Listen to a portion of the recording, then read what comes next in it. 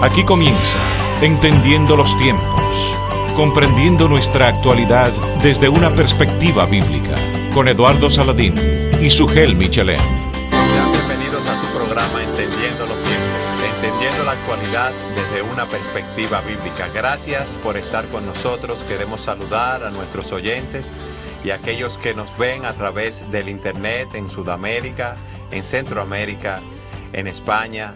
Gracias por estar con nosotros en este nuevo programa Entendiendo los Tiempos. Sugel, ¿cómo te encuentras? Muy bien, ¿tú cómo estás? Todo muy bien, gracias a Dios. Contentos después de haber hablado del cristiano y el trabajo. Ahora poder hablar del sentido de tu vida. ¿Para qué estás viviendo? ¿Para qué estamos nosotros viviendo? ¿Qué hacemos aquí? Es una pregunta interesante, Sugel. Tenemos que desarrollarla. Tú sabes que todos nosotros buscamos un propósito, un significado en la vida. Pero la Escritura dice que la vida es como una neblina que viene de pronto y luego se desvanece. Y ya no está. Uno se despierta por la mañana en aquellos lugares donde hay neblina. Allá en Jarabacoa eso se ve mucho, y en Constanza, que por la mañana está la neblina y al poco rato, de tan pronto sale el sol, esa neblina ya se desvanece y ya no está ahí. Todos nosotros buscamos un sentido, un propósito en la vida. Y el hecho de la realidad de esto, Sugel, es que uno vive trabajando, buscando algo que le dé significado a su vida. Muchos buscan ese significado en el poder, queriendo controlar su mundo. Otros buscan ese significado en el trabajo, en el producir dinero, pensando que el dinero ha de darle libertad. Otros buscan el significado de la vida en el placer. El placer me va a satisfacer. ¿Tú has pensado en eso? Como otros también buscan el significado de la vida en el conocimiento, en ser altos de mente, pensando que el conocer muchas cosas lo va a llevar a la cima. Pero hay otros, Sugel, que dicen, no, lo mío no es ni el poder, ni el placer, ni el conocimiento. Lo mío es la espiritualidad. Porque a mí mi vida espiritual es lo que me va a salvar. Y hoy en día, entre otras cosas, vemos a aquellos que buscan la inmortalidad. Y alguien nos puede decir, Sugel, pero Eduardo, todos sabemos que vamos a morir. Sí, y es muy bueno mantenerse en salud, es muy bueno comer adecuadamente y es muy bueno hacer ejercicio, pero ahora estamos viendo que las personas tienen un énfasis desmedido en el cuidado de su cuerpo porque piensan que van a tener una larga vida. Y el tiempo de nacimiento y el tiempo de la muerte de toda persona está determinado por Dios. Todos tenemos una cita con la muerte. Nadie va a llegar ni un minuto tarde, ni un minuto más temprano. No importa que tú seas la persona más disciplinada haciendo ejercicio. No estamos en contra de que una persona trate de mantener su cuerpo en forma, inclusive para servir al mismo Señor, de tener una buena calidad de vida. Pero tienes que entender que una buena calidad de vida no va a alargar tu vida. Es así, podemos hacer mucho ejercicio y ser responsables con nuestro cuerpo, pero seremos los muertos más sanos que sí. Sí, como decía el eslogan ese, come adecuadamente, haz ejercicio y muérete a pesar de todo. Obviamente ese no es el tipo de eslogan, como decíamos hace poco en una prédica, que vamos a encontrar en los gimnasios, pero es una tremenda realidad. Es así, Sugel. Dios ha puesto eternidad en nuestros corazones y el hombre trata de llenar esa eternidad con el poder, con el placer, buscando la inmortalidad, creyendo que en el conocimiento en sí van a encontrar el sentido de la vida. Y el sentido de la vida solo se encuentra en Dios. El hombre es un ser extraño porque Dios lo hizo complejo. Los animales no piensan cuál es el sentido de la vida. Tú nunca has visto un león con un problema existencial, no, ni una depresión. Con ansiedad, no.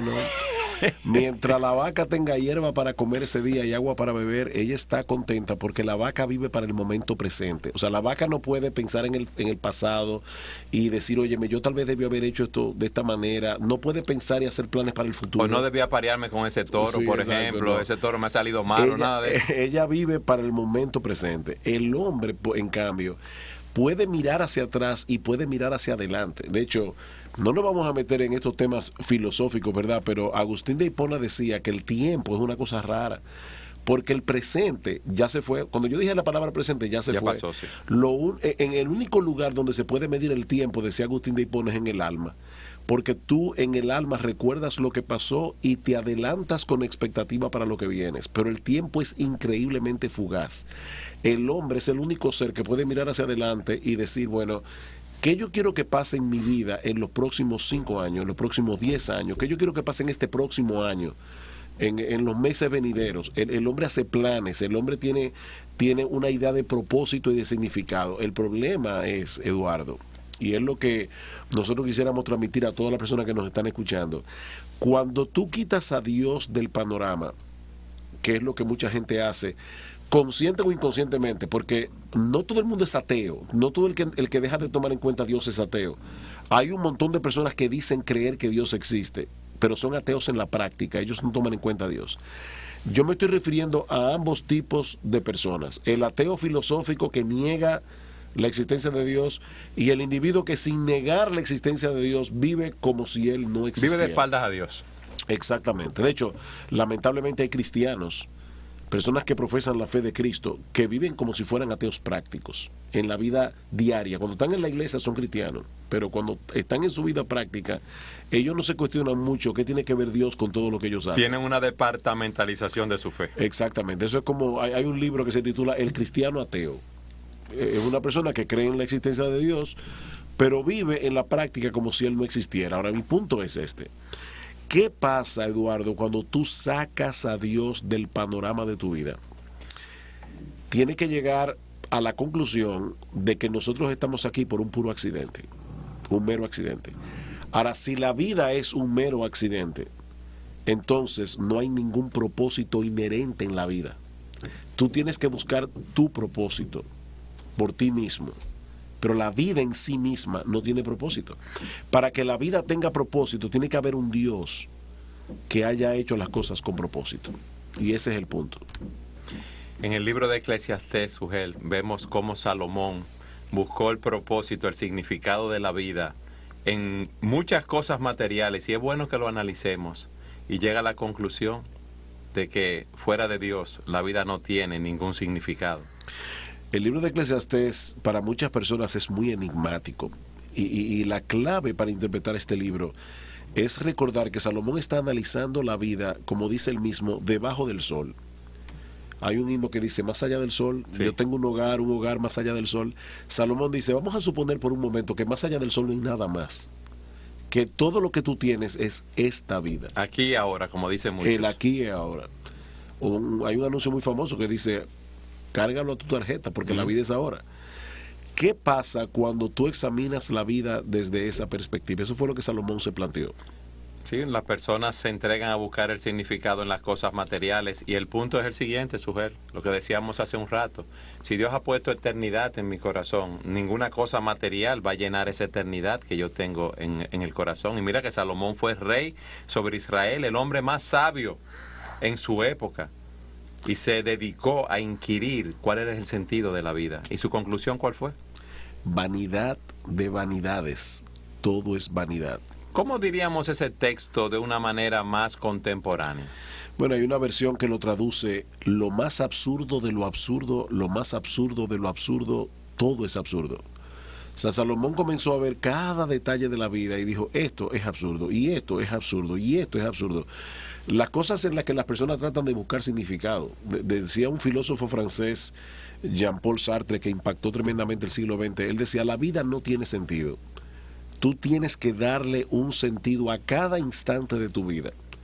Ahora, ¿cómo tú le das sentido a cada instante? Bueno, decía él, si tú vas manejando tu carro en la carretera y de repente encuentras a una persona que te pide que lo lleves y tú quieres darle sentido a tu vida en ese momento haciendo ese favor, bien, hazlo así. Pero si tú quieres darle sentido a tu vida tirándole el carro encima y matándolo, es exactamente lo mismo. Una persona escucha esto y se espanta y dice, pero ese hombre estaba loco. No, él estaba simplemente llevando sus últimas consecuencias, las creencias filosóficas en las que él descansaba. Si Dios no existe, la vida no tiene sentido y nada es malo ni bueno, simplemente es. O sea, ¿por qué es mejor ayudar a una persona que está en la carretera pidiendo que lo lleven a tirarlo el carro encima? ¿Por qué es mejor hacer eso, llevarlo que matarlo? Yo le decía a un grupo de estudiantes en estos días que mi esposo y yo íbamos camino al este. Y tú ves que en la carretera se aparece mucho al este, a la región la región este del país, de República Dominicana.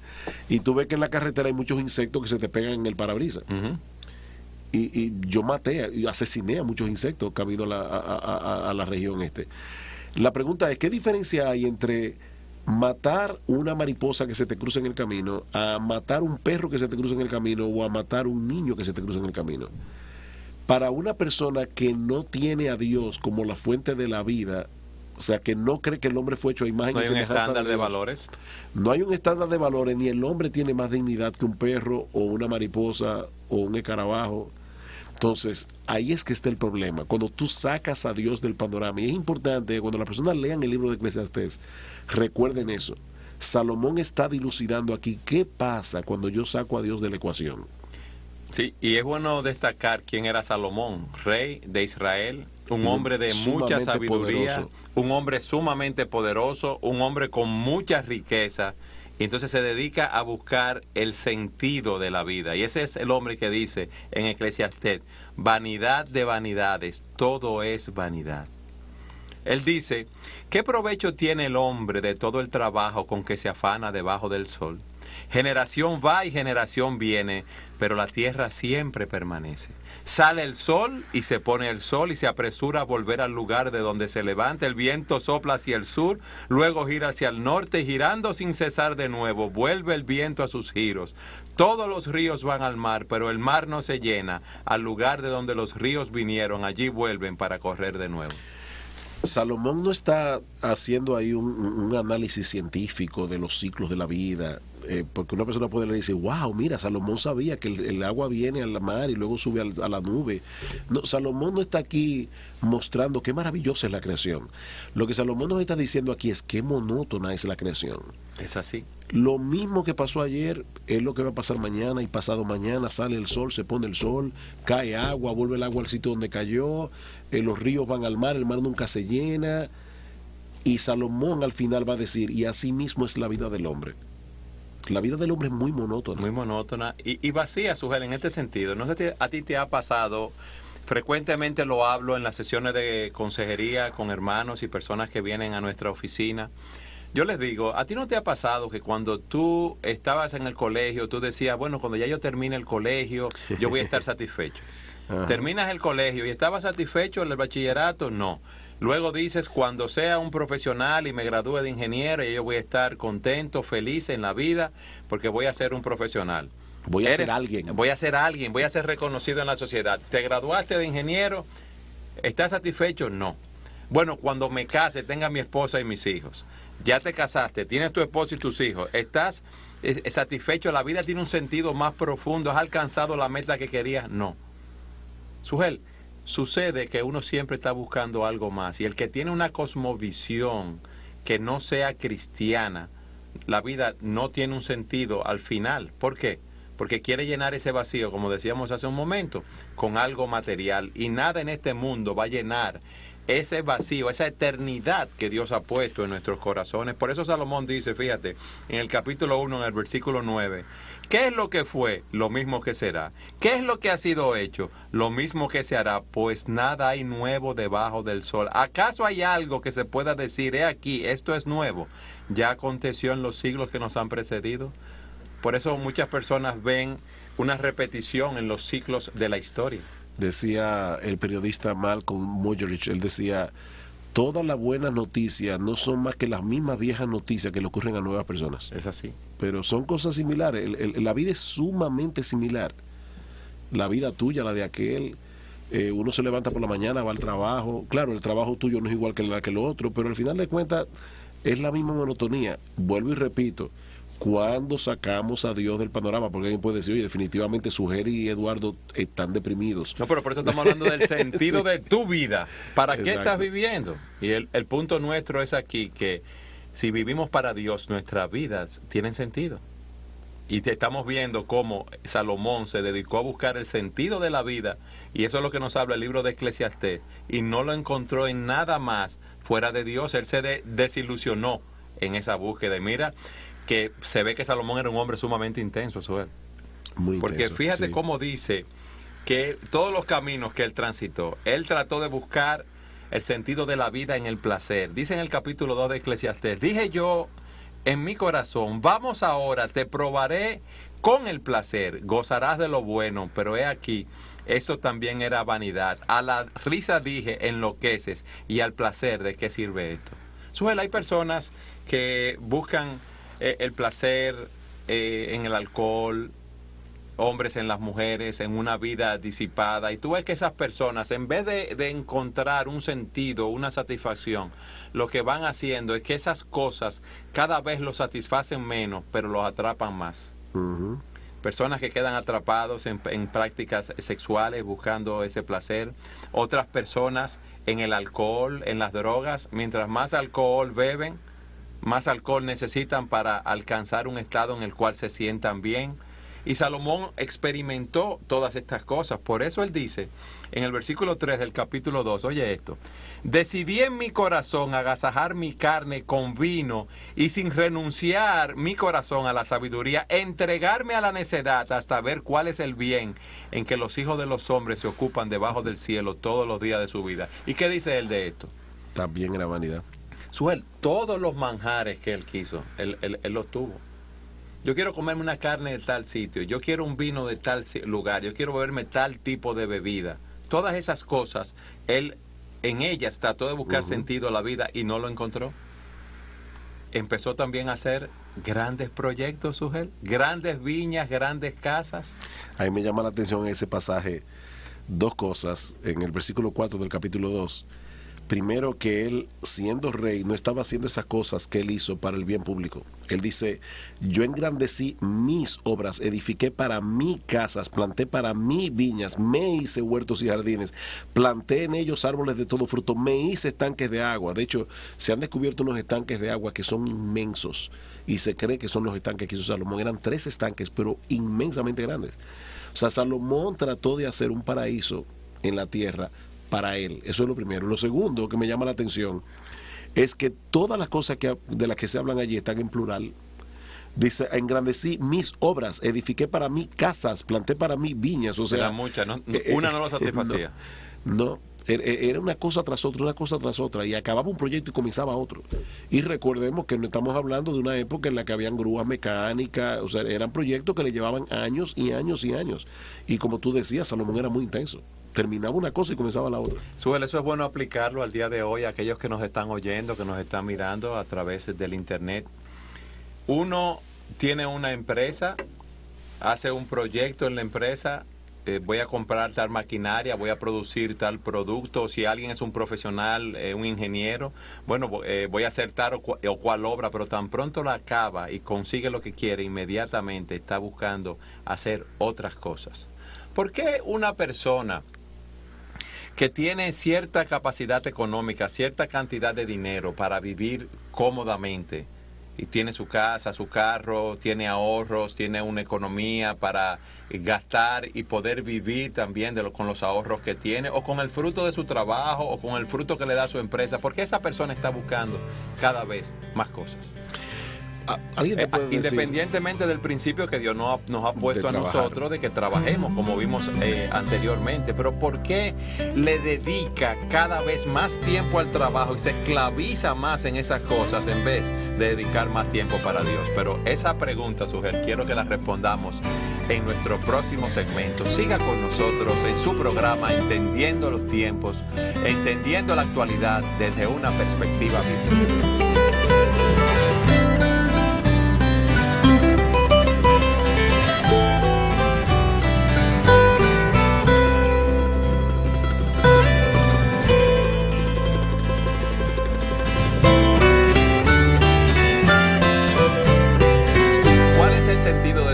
Es el tema que estamos viendo hoy en tu programa Entendiendo los Tiempos. ¿Para qué estás viviendo? Veíamos en el segmento anterior, Sujel, el caso de Salomón en el libro de Eclesiastés, cómo él trató, siendo el rey de Israel, de buscar el significado de la vida en las cosas de esta tierra, buscando placer, buscando más poder, haciendo grandes proyectos. Y veíamos, nos preguntábamos cómo hay personas que alcanzan metas en sus vidas, en sus empresas, como profesionales, en los trabajos donde se encuentran y no están satisfechos en el sentido, no de que no sigan trabajando, sino que cada vez se involucran más en estos grandes proyectos, buscando un significado de la vida y le dan la espalda a Dios, y le sucede aún a muchos cristianos, Sugel, que en vez de dedicar más tiempo a Dios, más tiempo a su familia, siguen integrándose a nuevos proyectos. ¿A qué se debe esto? Bueno, la respuesta más simple es que ningún proyecto, por más satisfecho que yo me pueda sentir en el momento de decir lo terminé, me va a dar una satisfacción permanente. Al día siguiente yo necesito otro proyecto que vuelva a encender mi adrenalina, que pueda darle una razón de ser para qué levantarme de la cama cada mañana, ponerme en movimiento. En lo que yo hice no me da esa satisfacción.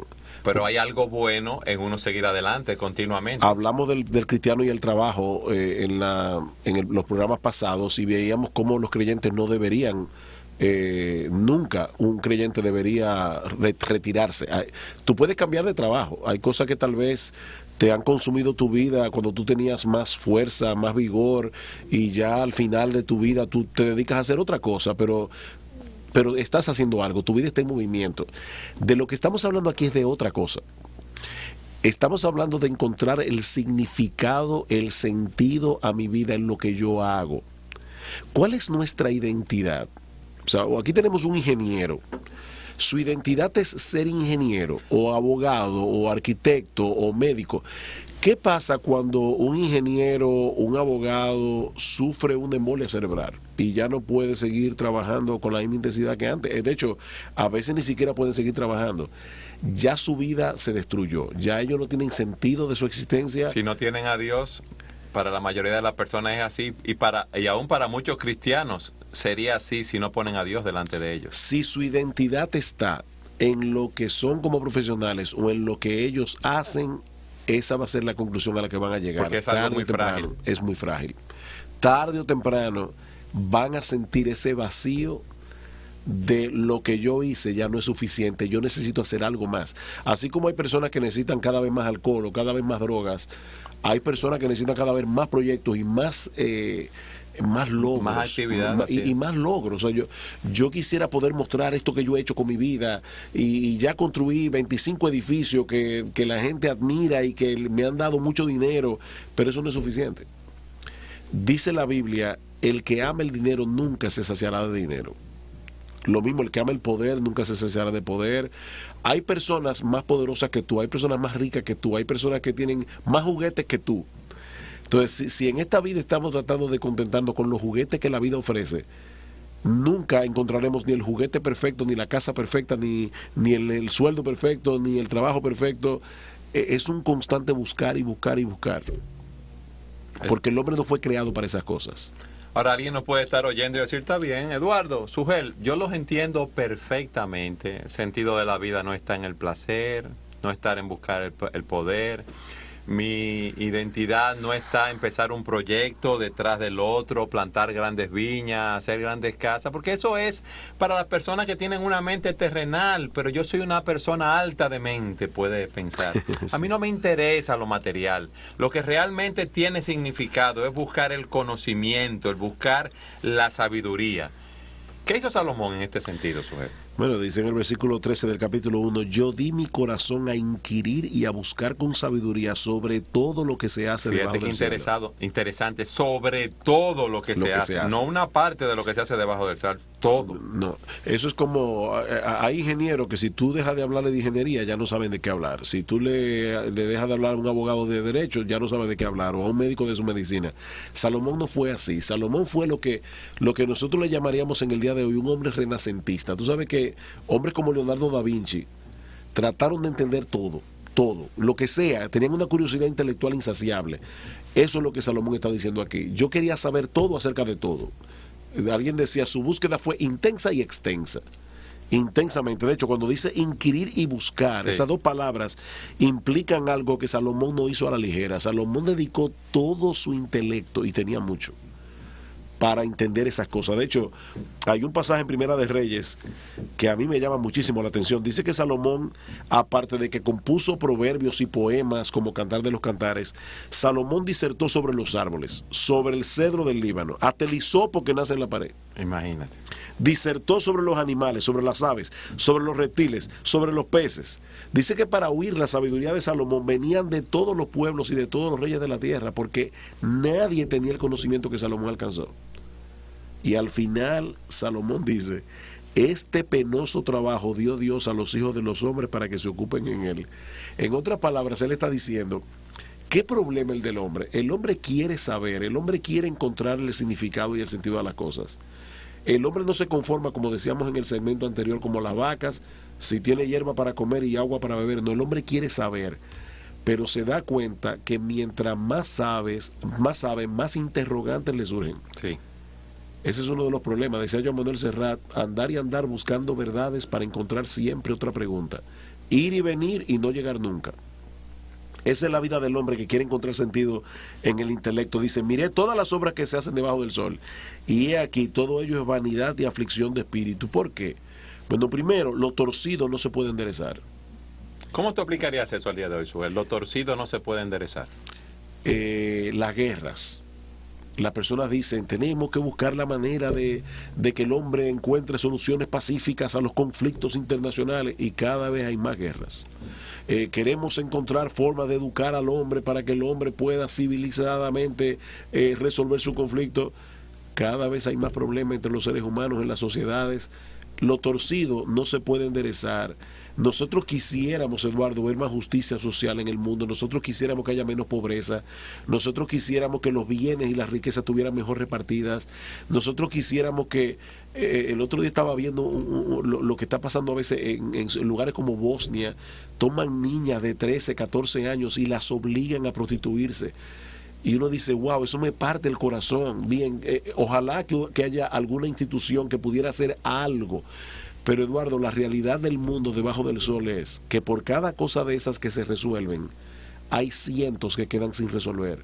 Por cada problema que en el mundo se endereza, hay cientos de cosas que se vuelven a torcer más todavía. Sugel, pero entonces, a mayores avances, a mayor conocimiento de las personas, a mayor desarrollo,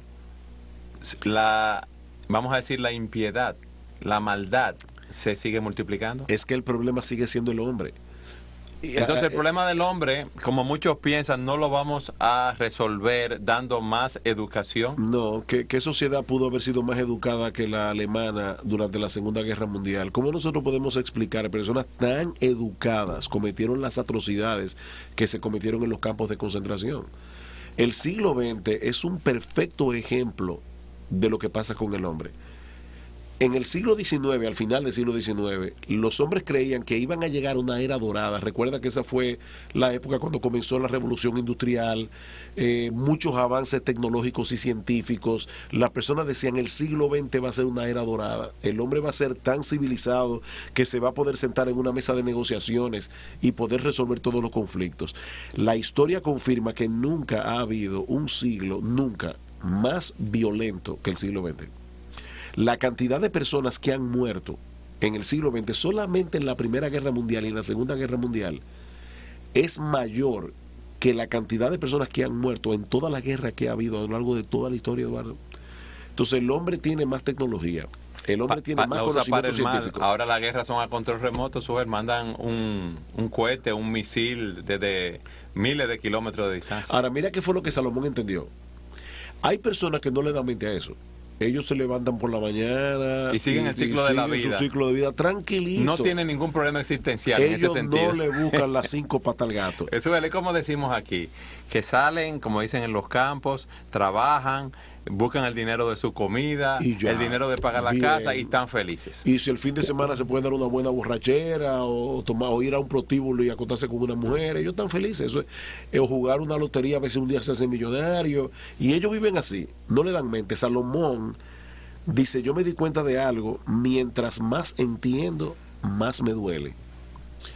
Porque me doy cada vez más cuenta de las cosas torcidas que hay en el mundo que no se van a enderezar. Y dice él: y lo incompleto no puede contarse. Es tantas las cosas incompletas que hay en el mundo, son tantas las cosas que están mal hechas, que no se pueden ni contar. El individuo que no le da mente a las cosas, eso le pasa desapercibido. El individuo inteligente que se detiene a considerar el sentido de la vida, como lo hizo Salomón, llega a ese sentimiento de hastío y de frustración. Ahí es que Salomón dice: este penoso trabajo dio Dios a los hijos de los hombres. Dios nos dio la capacidad de pensar y deberíamos pensar. Más adelante Salomón dice que la sabiduría sobrepasa la necedad como la luz a las tinieblas. Él está diciendo: es mejor ser un sabio que ser un necio. Sin embargo, esa ventaja que tiene el sabio sobre el necio es una ventaja relativa. Sí. Ese es el problema. Eso no te va a salvar y te hace ver muchas cosas de la vida de lo que las otras personas no ven, lo cual te lleva a sufrir más. Exactamente, dice en el versículo 18 del capítulo 1, en la mucha sabiduría hay mucha molestia, y quien añade ciencia, añade dolor. A veces uno quisiera como regresar a la infancia, cuando uno era muy inocente de ciertas cosas. Después uno comienza a crecer y a darse cuenta que la vida y las personas que uno conoce alrededor, que uno tiene una imagen de ellas, uno comienza a ver sus defectos, uno comienza a ver el lado oscuro de la vida. Mientras más sabia es una persona en ese sentido, más inteligente, no sabio en el sentido de tenerle temor a Dios, como dicen Proverbios, sino el individuo que logra desarrollar su intelecto y preocuparse por las cosas que en la vida realmente tienen importancia, esa persona va a sufrir mucho dolor. Mientras más conoces, más te duele, decía alguien. Sugel, viendo lo que Salomón nos describe aquí y viendo nuestra sociedad, lo que vivimos tanto en República Dominicana como en el mundo entero, hay un desenfreno de las personas buscando el sentido de la vida en todas estas cosas que son cosas temporales, en el placer, en el alcohol, en los grandes proyectos, en las posesiones, buscando el conocimiento per se, pensando que ese conocimiento los va a salvar, y lo que hay es un desenfreno. Y entiendo que esto es fruto de que las personas, buscando ese sentido de la vida, están buscando una identidad. Y la identidad de esas personas no es por lo que hacen. Y es bueno que hablemos de este tema en nuestro próximo segmento. Siga con nosotros en su programa Entendiendo los Tiempos, entendiendo la actualidad desde una perspectiva bíblica.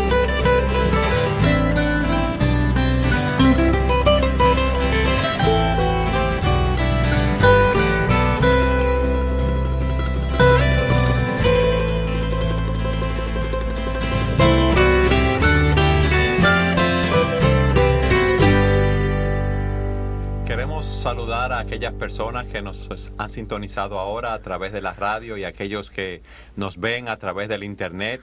Bienvenidos a su programa Entendiendo los Tiempos. Hoy estamos hablando de cuál es el sentido de tu vida, para qué estás viviendo. Y hablábamos o veíamos cómo el rey Salomón en el libro de Eclesiastés nos habla que buscaba el sentido de la vida en las cosas materiales, en el poder, en el placer, en las posesiones, en la sabiduría, y nada de eso lo satisfizo.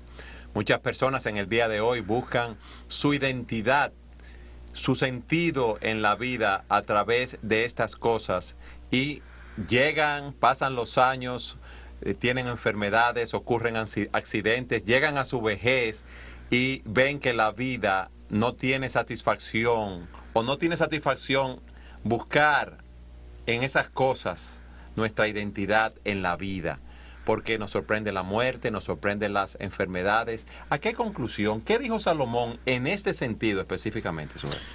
Bueno, Salomón decía, definitivamente, si yo comparo la sabiduría y la necedad, como decíamos en el segmento anterior, la sabiduría es mejor que la necedad. Y él no está hablando aquí de la sabiduría, repito, en el sentido del temor a Dios, sino del conocimiento. El individuo que usa bien su cabeza. Hay personas que piensan y luego actúan. Hay personas que actúan y después piensan y se meten en muchos problemas. Ese es el necio. Salomón dice, no, es mejor ser un sabio que ser un necio. Él dice en el versículo 13, el sabio tiene los ojos en la cabeza, dice en Eclesiastés 1:14. En el sentido de que el sabio pondera las cosas, piensa, como decía, antes de actuar. Pero aún así, dice Salomón, yo entendí que un mismo suceso acontecerá al uno como al otro. Vamos a clarificar eso. Lo que le sucede a una persona iletrada y lo que le sucede a aquel que tiene un PhD, un doctorado, a la persona que más conoce, Pero en el es lo mismo. Sí, pero en un sentido muy específico. Él está hablando de la muerte aquí. Porque dice más adelante en el versículo 16. Sí, el punto es que no importa también, que tú seas un iletrado, no importa que tú tengas un doctorado, no importa que tú seas un indigente, no importa que tú tengas todos los millones del mundo. ¿Qué va a suceder? Dice en el versículo 16 del capítulo 2, también morirá el sabio como el necio. No importa qué tanto conocimiento, qué tantos títulos académicos tú logres acumular a lo largo de tu vida, te vas a morir. Y en la tumba tu título pierde vigencia. Los gusanos te van a comer si tú tenías un doctorado en física cuántica. Los gusanos se comen a los ingenieros sí, y a los millonarios. Y a los millonarios. Por eso alguien decía que todos nosotros somos gusanos con 3 días de diferencia. Así es. Tú te mueres hoy y dentro de 3 días tú vas a estar lleno de gusanos. Es una realidad desagradable, pero es una realidad. Ahora, ese conocimiento que el hombre tiene de su propia muerte es terrible. Porque es como una sombra que te persigue a lo largo de toda tu vida. No importa lo que tú logres, no importa lo que tú alcances. Yo creo que pocas personas han logrado decir esto de una manera tan hermosa y al mismo tiempo tan dramática como Rubén Darío. Él escribió un poema titulado Lo Fatal. ¿Y qué dice ese poema? Él decía, dichoso el árbol que es apenas sensitivo. O sea, es mejor un árbol que no siente. Y más la piedra dura, porque esa ya no siente, pues no hay dolor más grande que el dolor de ser vivo, ni mayor pesadumbre que la vida consciente. Ser y no saber nada, y ser sin rumbo cierto, y el temor de haber sido y un futuro terror, y el espanto seguro de estar mañana muerto, y sufrir por la vida y por la sombra, y por lo que no conocemos y apenas sospechamos. Y ahora escucha cómo termina este poema.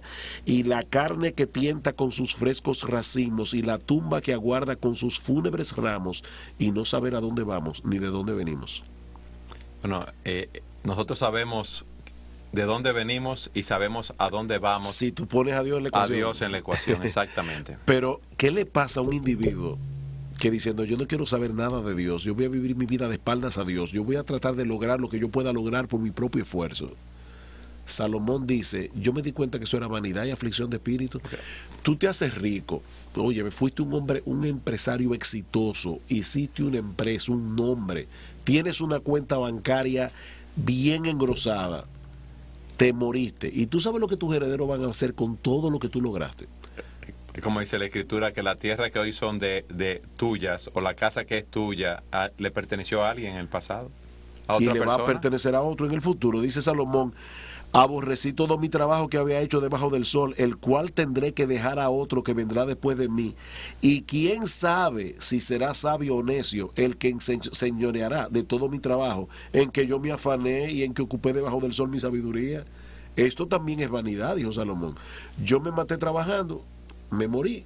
Vino un individuo que tal vez es un necio, despilfarra todo lo que yo hice en años de trabajo, él lo bota en meses de placer, de juego, de todas esas cosas. Todo eso. Ahora vamos a suponer, Eduardo, que tú tuviste la dicha entre comillas, de tener a un heredero prudente y sabio que tomó tu fortuna y la multiplicó por 10. ¿Le va a pasar lo mismo a él? ¿Eso de qué te sirve a ti? De nada. Tú estás muerto y enterrado. Entonces dice Salomón más adelante, oye, que el hombre trabaje con sabiduría y conciencia y con rectitud, y que haya de dejar su hacienda a hombre que nunca trabajó en ello. También esto es vanidad y mal grande. Él no movió un dedo. Ahora bien, porque no quisiera que termináramos con esta nota sombría. No, porque alguien puede empezar, pero Salomón era depresivo y su sí. Lo estaba ahora magnificando. Exactamente. Yo y tú también. No, porque tú... El punto aquí es este. Salomón nos está diciendo, eso es lo que sucede cuando tú sacas a Dios del panorama.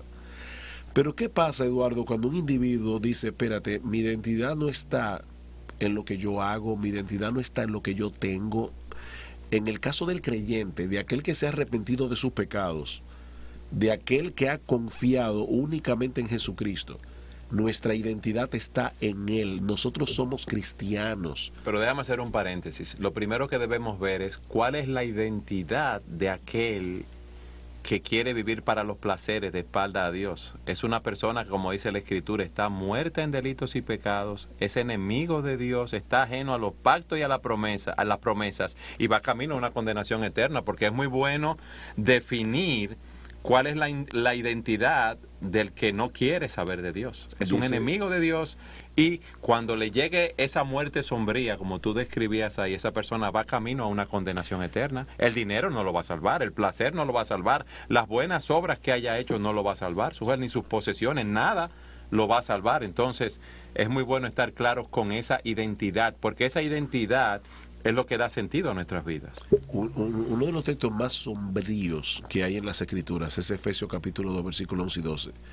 Pablo dice allí que los inconversos viven sin esperanza y sin Dios en el mundo.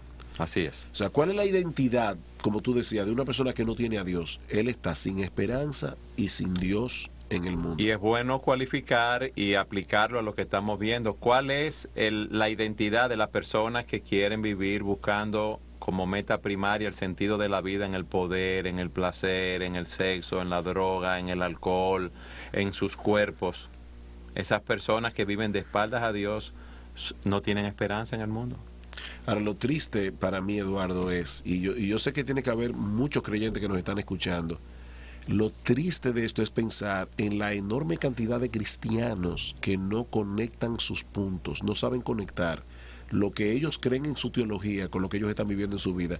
O sea, vamos a suponer un creyente que lo botaron del trabajo en el día de ayer y él está completamente deprimido, no solamente por el hecho de que él no tiene trabajo y obviamente se afana porque quiere conseguir el pan de sus hijos y su propio mantenimiento. Y te diría un punto, él puede estar deprimido porque lo han despedido porque hizo algo incorrecto en la empresa. También es posible, pero vamos a suponer que no, que lo despidieron por la razón que sea. Una reducción de personal, por la situación económica que se está viviendo, reduce el personal que para y él lo este liquidan. individuo que es creyente, él como quiera psicológicamente tenía su identidad en el trabajo que él hacía. Y cuando le quitaron su trabajo, le quitaron el piso de abajo, porque él no entiende que su identidad está en Cristo. Eduardo, yo amo mi trabajo, yo creo que Dios me llamó a ser pastor, a ser predicador de la palabra, y qué puede ser más glorioso que predicar el evangelio de nuestro Señor Jesucristo. Pero mi identidad no es pastor. Como yo decía al principio del programa, ahí me puede dar una embolia cerebral, y a ti también, y no poder ninguno de los dos volver a ministrar nunca más, ya no podemos hacerlo. Se nos acabó el mundo por esa razón. No, porque nuestra identidad está en Cristo. En Cristo, nuestra vida está escondida en Cristo, y me encanta la palabra griega que usa Pablo allí. Es la palabra de donde viene nuestra palabra en español, encriptar. O sea, nuestra vida está escondida, no en el sentido de que está invisible, es que está encriptada en Cristo, protegida en Cristo. Nuestra identidad está en Él. Hay hermanas que lamentablemente por pecado muchas veces de sus esposos, sus matrimonios se van a pique. ¿Cuál es su nueva identidad? Divorciadas. O su esposo murió, es viuda. O no, mi identidad no lo da mi estado civil, mi identidad no lo da mi profesión, mi identidad no lo da lo que yo tengo en el banco, mi identidad no lo da mi nacionalidad, mi identidad la da Cristo, y es una identidad que nadie nos puede robar. Es una ciudadanía celestial, Sujel. Nadie nos puede quitar nuestra relación con el Señor. Con trabajo, sin trabajo, con dinero, sin dinero, casado, divorciado, viudo, seguimos siendo cristianos. Entonces el significado de la vida lo tenemos en Cristo, lo tenemos en Dios. Cristo es el significado de la vida. Dice Pablo, Cristo es el todo en todos. Y me encanta la frase que usa el pastor Tullian Tchividjian, que él dice, Cristo más nada es igual a todo. Eso es así, y todo más menos Cristo es igual a nada. Tú puedes tenerlo todo y no tener a Cristo, tú no tienes nada. Ahora, el que tiene a Cristo, y eso es una frase que puede sonar como un cliché en el pueblo evangélico, el que tiene a Cristo lo tiene todo. Eso no es un cliché, eso es una doctrina que se encuentra en la palabra de Dios. Cristo es el todo en todos. Él es nuestro todo. Todos los tesoros de la sabiduría, del conocimiento están escondidos en Él. En Él estamos completos, Sujel. En Él tenemos esperanza. En Él podemos enfrentar la muerte. Esa muerte terrible de la que hablaba Rubén Darío. Podemos enfrentarla porque yo sí sé de dónde vengo y para dónde voy. Y en Él podemos enfrentar cualquier situación que se presente en nuestra vida diaria. Ese hombre que tú dices que lo despiden del trabajo puede ver la soberanía de Dios y cómo Dios va a utilizar eso para que obre para su bien. Porque como dice la Escritura, y sabemos que a los que aman a Dios, todas las cosas ayudan para bien. ¿Y cuál es ese bien? o que Dios nos está conformando a la imagen de Jesucristo. Ese es el bien. El bien no es riqueza, no es sabiduría y conocimiento terrenal, no son posesiones, no son placeres. Ese es el problema del Evangelio de la Prosperidad. El Evangelio de la Prosperidad le promete a las personas, supuestamente a través del Evangelio, cosas que no son Cristo. O sea, si tú vienes a Cristo y tú ofrendas, por supuesto, porque a los pastores del Evangelio de la Prosperidad les interesa que los miembros de su iglesia ofrenden bien, porque ellos sí van a ser prósperos, pero... van a ser prósperos, ¿verdad? Con el dinerito que le da la persona, las posesiones. Y lamentablemente hay muchos creyentes engañados con esto, pero lo más triste del Evangelio de la Prosperidad no es el hecho de que personas se están enriqueciendo a sus pastores. El gran problema del Evangelio de la Prosperidad es que le está quitando a las personas el foco donde deben poner la que es Cristo. Si tú ofrendas, si tú Dios te va a dar más, Dios te va a dar una salud, buena casa, te va a dar salud, te va a dar un buen matrimonio, te va a dar, todos son beneficios terrenales. No, lo más grande que Dios ofrece es Jesucristo. Y puede ser que una persona sea pobre y tenga a Cristo y lo tiene todo. Puede ser que que sea rico y tiene a Cristo y lo tiene todo igual. El rico en Cristo no tiene más que el pobre en Cristo. Los dos tenemos las mismas riquezas y los dos somos coherederos juntamente con Cristo. Somos coherederos de Dios, dice Pablo en Romanos capítulo 8. El mundo entero será nuestro. El mundo. Eso es impresionante. Ahora, yo no debo querer vivir el cielo antes de tiempo. En el mundo tendréis aflicción, dice el Señor. Y lo más grande que nosotros tendremos en el cielo no es ni siquiera que seremos herederos del mundo. Lo más grande que tenemos en el cielo, otra vez, es Cristo. Es que estaremos una con comunión Cristo. Ininterrumpida con Él. Exactamente. Sujel, y en esta tierra el sentido de nuestra vida es bueno recalcar que está en saber que Dios está guiando nuestros pasos, día a día, minuto tras minuto, que nosotros debemos esforzarnos y cumplirlo con lo que Dios nos dice en su palabra, pero no importa que conforme al mundo, entre comillas, seamos unos fracasados, que no nos vaya bien en los negocios o que no nos vaya bien en nuestra profesión, debemos esforzarnos para que nos vaya bien. O la esposa que tú decías que no le fue bien en su matrimonio, su marido la abandona. Nuestra identidad, el sentido de nuestras vidas está en Cristo. Ahora yo tengo una pregunta, Sujel, que muchos oyentes y personas que nos ven a través del internet pueden estarse haciendo. ¿Cómo yo conozco a Jesucristo? ¿Cómo yo doy el sentido a mi vida de estar en Él? ¿Cómo se consigue eso, Sujel? Bueno, lo primero y más elemental de todo es que Cristo se revela en la palabra de Dios. Toda la Biblia tiene que ver con Jesucristo. O sea, Cristo no se revela a través de los gurús y de las personas que son los que más saben en los diferentes programas que vemos. No, es a través de la palabra de Dios. Desde que el hombre cayó en pecado, Dios prometió un redentor. Y toda la Biblia es la historia de la venida de ese redentor, lo que ese redentor llevó a cabo, viviendo una vida perfecta de obediencia a la ley de Dios y luego muriendo en una cruz en lugar de todos aquellos que no pudimos guardar esa ley como Él la guardó. Ese redentor era Cristo, es Cristo. Ese redentor es Dios hecho hombre. Ese Dios se hizo hombre, no simplemente como dicen algunos, sí, Cristo vino a la tierra para darnos un buen ejemplo. No, Cristo no vino a la tierra a darnos un buen ejemplo, aunque nos dejó un ejemplo perfecto. Él vino a la tierra y se hizo hombre para morir en una cruz, para morir por nuestros pecados. En otras palabras, el Dios que será mi juez, ese Dios se hizo hombre para cumplir él mismo la condena.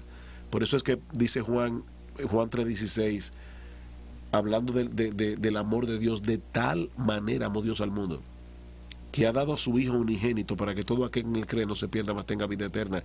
¿Qué clase de amor es ese? Un amor incondicional, un amor sacrificial. Cristo dejó su trono en los cielos para venir a morir por nosotros. Pero hay algo que nos ayuda a cualificar ese texto y es Romanos 5:8. Mas Dios muestra su amor para con nosotros. En que siendo pecadores, por nosotros, estando apartados de Él, siendo sus enemigos, siendo débiles, como dice en el versículo 6, siendo impíos, Dios envió a su Hijo a morir por personas que lo odiaban, personas que lo maltrataron, que lo escupieron, que lo latigaron, que lo crucificaron, que se burlaron de Él. De tal manera amó Dios al mundo, sujeto, para darnos un sentido, para darnos una esperanza en la vida. Pero qué triste es ver Dios, que las personas están buscando el sentido de su vida a través del poder, del placer, de las posesiones, de los logros aquí en la tierra, del conocimiento terrenal. cuando hay una fuente de agua viva para que todo aquel que tenga sed vaya allí y beba en Jesucristo. Amén. Que nos da sentido a nuestras vidas y a Él debemos darle gloria continuamente. Si tú quieres encontrar el sentido de tu vida, ese sentido se encuentra en Jesucristo y allí es que tú debes buscar el propósito para el cual tú debes vivir, que es para la gloria de Dios. Gracias por estar con nosotros en su programa Entendiendo los Tiempos. Que el Señor los bendiga grandemente. Nos vemos en el próximo.